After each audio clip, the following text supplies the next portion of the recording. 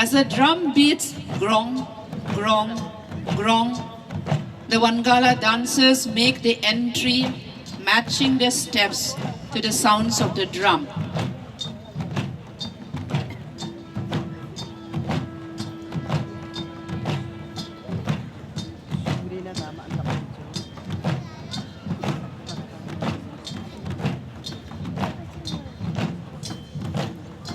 Is a well-renowned man of the village and a defender of the clan and also of the village.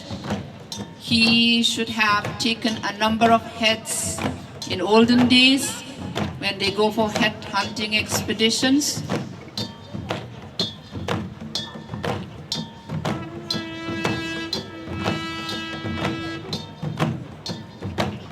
The instruments that are being used here other than the drums are gongs and flutes and of course the trumpet.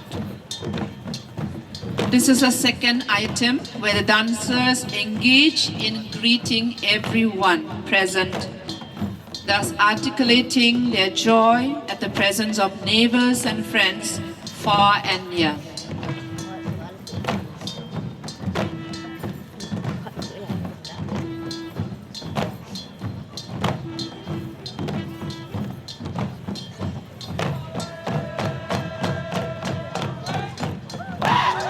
This signals change of item.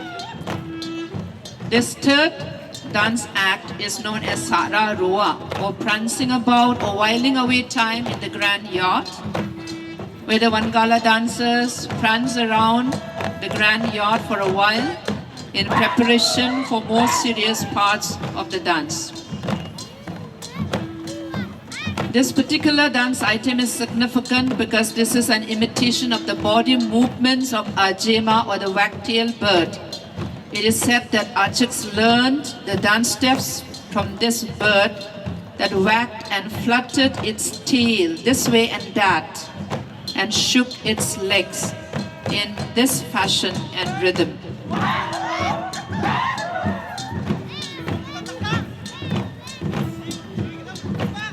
Many of the dance numbers of Wangala are associated with the agricultural activities, and this particular dance act is an imitation of clearance of jungle in preparation for agriculture. This present dance item is a replication of sowing of paddy seeds in the June field, and it may be any other seeds like brinjal, chili, okra, or sesame, and many others. After the sowing, when the rain starts, weeds begin to grow, and it is the most appropriate time to do the weeding so that the crops can grow well, they can grow and prosper.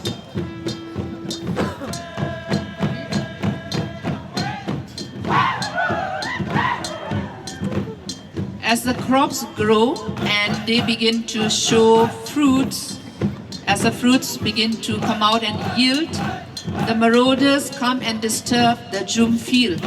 And this particular dance item is a replication of chasing of the monkey marauders so that they will leave the Jum field in peace and people will be able to gather the harvest of their hard work.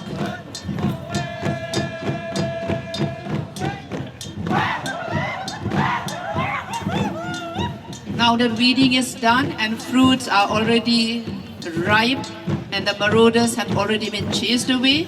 It's the most joyful time for the Garo agriculturists as they harvest the paddy from the Jum fields.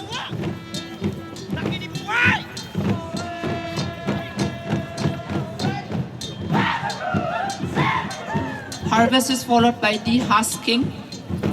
Of course, this is preceded by drying the paddy, but this particular dance item is a replication of dehusking with the use of mortar and pestle, the very traditional tools of dehusking rice before the arrival of modern rice mills.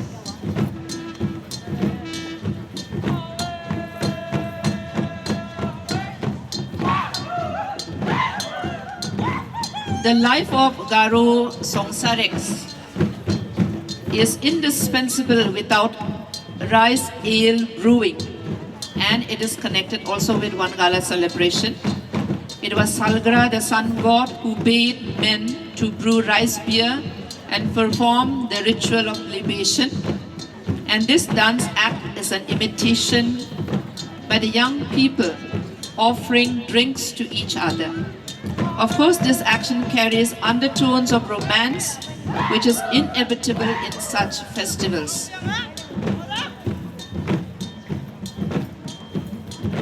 This particular dance act is a playful dance act where the young female dancers try to pluck off the plumes that are part of the headgears of the male dancers.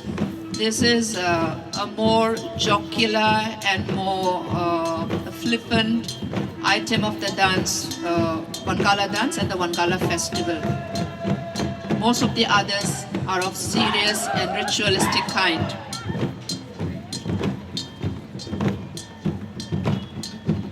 Wangala dance also features items that are imitation of actions of creatures of the land. This particular dance item imitates the mole that digs underneath in a zigzag way.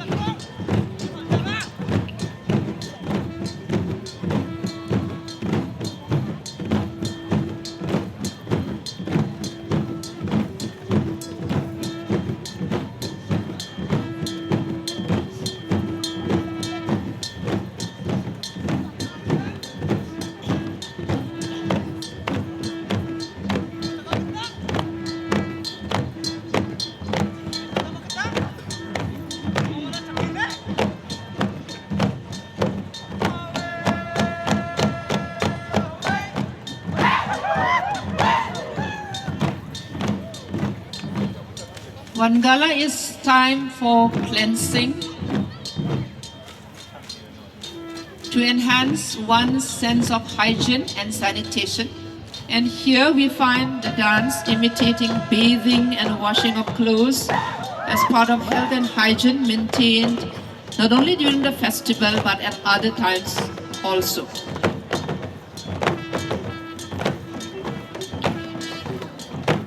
This particular dance item is known as Dome Totkrupka. This is yet another playful dance act where the dancing couples make efforts to bring their heads together and touch each other's heads, especially with the plumes that are part of the headgears.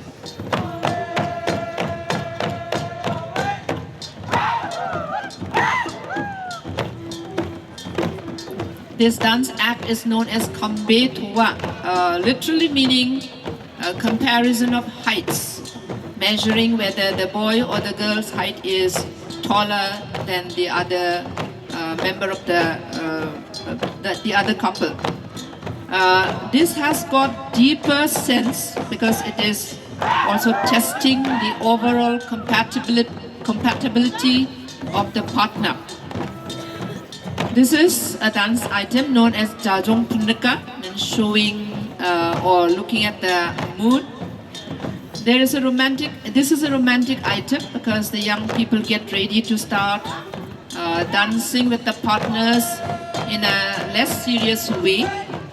They try to know each other's faces, identify whether they are compatible to be the dance partners.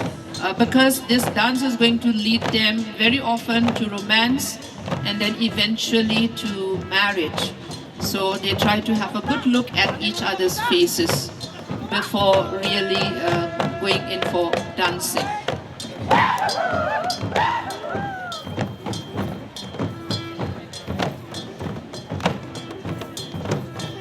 This is the last item in any Wangala performance, dance performance. And this is called Salam Ka'a. Just as they have greeted everyone when they entered, they also greet everyone present once again as they go out from the dais, from the dancing, from the dance floor.